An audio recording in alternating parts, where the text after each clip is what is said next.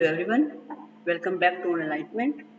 आज हम डिस्कस करने जा रहे हैं very short important questions of pedagogy of commerce. जो आपके वाणिज्य शिक्षण के वेरी शॉर्ट क्वेश्चन है, जो कि इम्पोर्टेंट क्वेश्चन है, उनको डिस्कस करेंगे।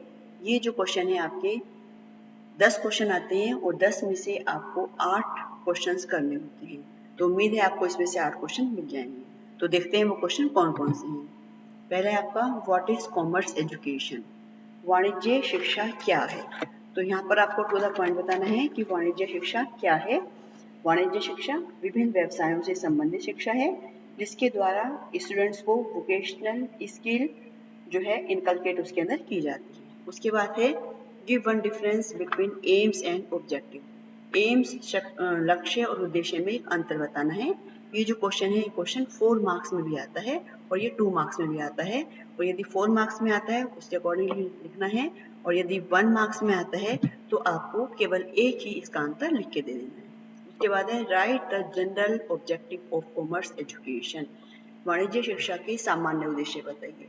यहाँ पर सामान्य उद्देश्य पूछे जा सकते हैं और यहाँ स्पेसिफिक यानी कि विशिष्ट उद्देश्य ये भी पूछे जा सकते हैं। तो सामान्य उद्देश्य बहुत सारे हैं, आप कोई भी सामान्य उद्देश्य लिख सकते हैं, जैसे to develop skills such as technical skills और प्रैक्टिकल स्किल, या टू डेवलप इकोनॉमिक अंडरस्टैंडिंग, या फिर to prepare student for career in business. तो बहुत सारे ऐसे ऑब्जेक्टिव हैं सामान्य जो आप लिख सकते हैं। उसके बाद है वाणिज्य शिक्षण उपभोक्ता के लिए कैसे उपयोगी है।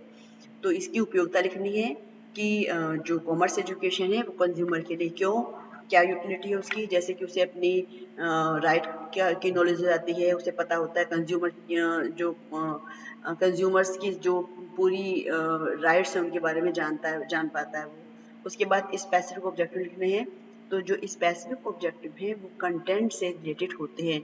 मान लीजिए आपने डिमांड टॉपिक लिया, तो डिमांड टॉपिक को ध्यान में रखते हुए आपको 2 स्पेसिफिक ऑब्जेक्टिव लिखने हैं। उसके बाद है right any one definition of curriculum, पाठ्यचर्या की एक परिभाषा दीजिए। इसमें एक आपको डेफिनेशन देनी है और डेफिनेशन जिसके अकॉर्डिंग है उसका नाम भी लिखना है।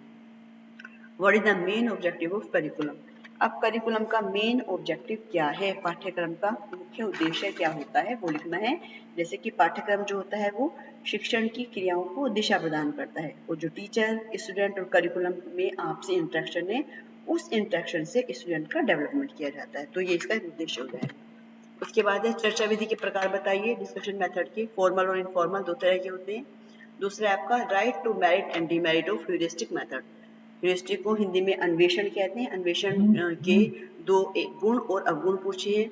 जो इसकी मेरिट है, आप बता सकते हैं कि साइंटिफिक एटीट्यूड डेवलप होता है बच्चे के अंदर, डिसीजन मेकिंग पावर डेवलप होती है, इमेजिनेशन पावर डेवलप होती है। और जो डीमेरिट है, डीमेरिट में ये जो छोटी कक्षाएं हैं उन कक्षाओं के लिए ये उपयोगी नहीं है। उसके बाद है टीचिंग टेक्निक्स से क्या समझते हो आप। यहाँ पर ऐसे ही पूछ सकते हैं कि what do you mean by teaching techniques, या what do you mean by teaching strategy, या difference between teaching strategy and teaching techniques. तो ये टीचिंग टेक्निक्स, टीचिंग स्ट्रेटजी, ये पूरा दोनों आपको पता होना चाहिए कि दोनों में क्या डिफरेंस है और दोनों का क्या मीनिंग है। उसके बाद है what are the method use in teaching of commerce, commerce में कौन कौन से मेथड को यूज किया जाता है। बेसिकली इसमें फील्ड ट्रिप यूज किया जाता है।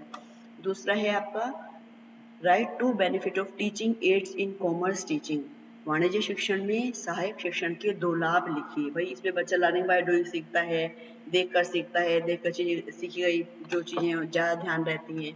उसके बाद है what do you mean bye audio visual aids, तो ऑडियो विजुअल एड्स क्या है, यानी कि दृश्य श्रव्य सामग्री क्या है ये बताना है।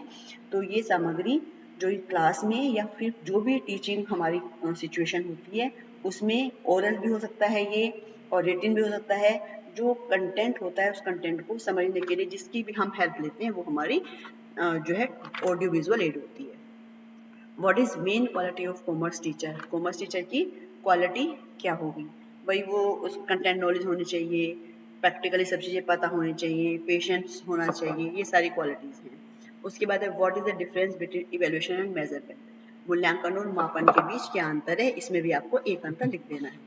उसके बाद है डिफाइन समेटिव इवेल्युएशन, जो आपका इवेल्युएशन वाला पार्ट है, इवेल्युएशन में से एक क्वेश्चन जरूर आता है। तो यहाँ पर इवेल्युएशन का मीनिंग क्या है, और इवेल्युएशन और मेजरमेंट में क्या डिफरेंस है, समेटिव इवेल्युएशन क्या है, फॉर्मेटिव इवेल्युएशन क्या है, मॉडर्न इवेल्युएशन टेक्निक कौन सी है, कितने टाइप्स होते हैं इसके। तो इवेल्युएशन के बारे में पूरा आपको अच्छे से पढ़ लेना है। इवेल्युएशन में से लॉन्ग क्वेश्चन भी बहुत बार मिल जाता है। उसके बाद है what are the subject matter of business studies. Subject matter क्या है इसका accounting, trade, service and tax, ये इसका सब्जेक्ट मैटर है। अब है what are the objective of teaching of M Com accounting. M Com लेखांकन के शिक्षण के उद्देश्य क्या है, इन उद्देश्यों को आपको बताना है।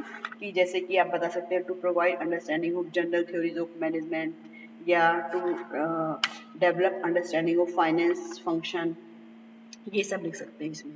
प्रोजेक्ट विधि के बारे में, प्रोजेक्ट का भी लॉन्ग क्वेश्चन आ जाता है बहुत बार, शॉर्ट क्वेश्चन में तो बहुत बार पूछा जाता है। प्रोजेक्ट मेथड क्या है और प्रोजेक्ट मेथड की विशेषताएं क्या है, ये पता होनी चाहिए। शिक्षण सहायक सामग्री के उपयोग के सिद्धांत कौन कौन से हैं, उन सिद्धांतों को लिखिए। उसके बाद है जो कॉमर्स लाइब्रेरी है, कॉमर्स लाइब्रेरी में क्या क्या होना चाहिए, कॉमर्स रूम में क्या क्या होना चाहिए, ये सारे आपके वेरी शॉर्ट क्वेश्चन में पूछे जाते हैं। एक अच्छी पाठ्य पुस्तक की 2 विशेषताएं बताइए। जो विशेषताएं आपकी पाठ्य पुस्तक यानी कि अनुभवों का उपयोग होना चाहिए उसमें, सुनिश्चित पाठ्य वस्तु होनी चाहिए, शिक्षण में सुगमता होनी चाहिए। उसके बाद है असाइनमेंट टेक्निक क्या है। उसके बाद है पाठ्यक्रम के कोई भी 4 सिद्धांत लिखिए, जैसे कि principle of motivation, principle of usefulness, प्रेरणा का सिद्धांत, उपयोगिता का सिद्धांत, विविधता का सिद्धांत। और प्रोजेक्ट विधि के चरणों को बताइए। चरण कौन से हैं इसके, स्टेप्स, क्रिएशन ऑफ सिचुएशन, एक परिस्थिति का निर्माण करना, चूजिंग द प्रोजेक्ट, प्रोजेक्ट का चुनाव करना, फिर प्लानिंग करना, एग्जीक्यूशन, इवेल्युएशन, रिकॉर्डिंग।